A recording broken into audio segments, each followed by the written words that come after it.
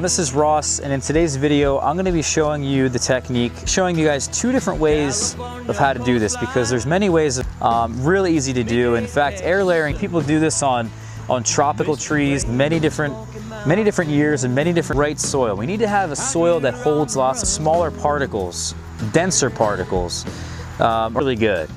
And that's so important when it comes to air layering. So smaller particles.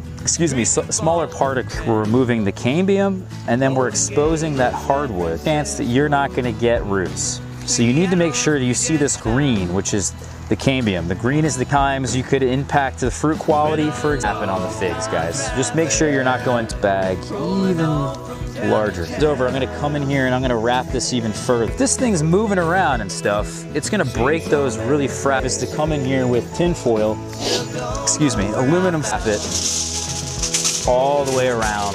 And this is, you don't want to have to add any more moisture to the soil. Consistent moisture, that's why we need the fine particles to have a successful air layer. So putting around the tin foil, depending on the species of fruit tree, so what we need to do, once we take this off a number of these leaves. And my objective here, today's August 9th, that'll give us rough here to fully root itself out. For these fruits to also ripen, not really stressing this whole thing out. It's almost as if I had just fruits to ripen and then cut it off at a time. Cutting off a big limb when these trees are actively growing could move the camera just down slightly so you guys can see this. And then we've wrapped a pot back up together so that it's one pot again. This 2-year-old wood up here that I was ready, just like these other ones. And I can really as easy as that. I definitely recommend the sandwich bags. So if you're interested, by the way, there's other videos I've done check us out on Facebook, Instagram, and Twitter. In today's video, we're going to be doing some bud graft in California, and we're going to probably graft about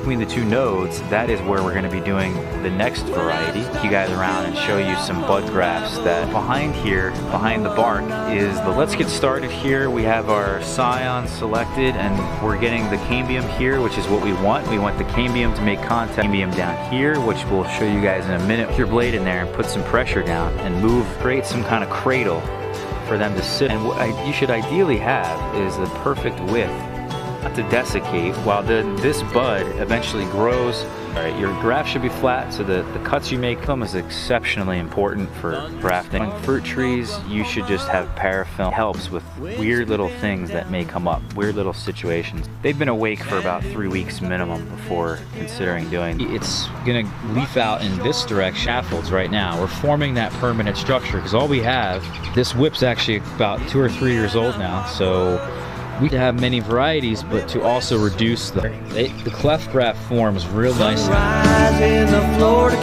Knocked into it.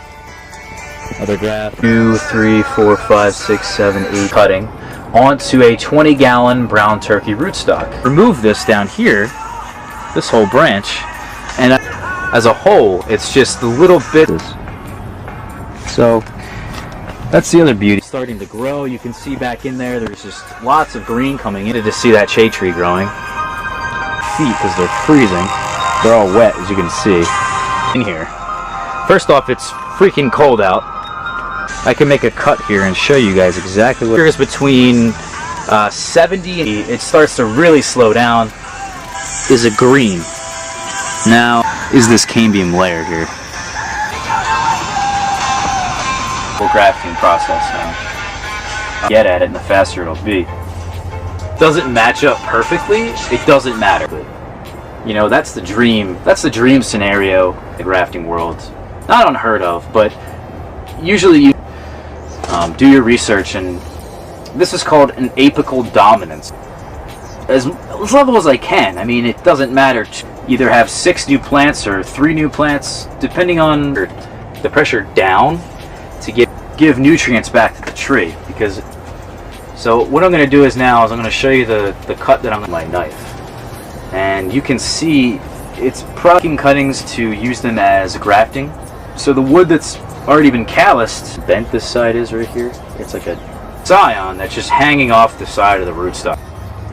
But there is actually, it's down here, and it's not growing towards this bud right here. This entire branch should move with it. And that's how, if you don't have like a solid foundation here where you can just move the union here around. and the graft was still a little bit flimsy, and that scion is now going to send out roots, but is air permeable, which means the air will go through that. But it's pretty cheap, and it could be like 3 days on the road to find out your graft didn't take. They won't come out. They won't. It's just a phenomenal thing to do as a fruit tree grower, and I put it in my spreadsheet when I'm done. So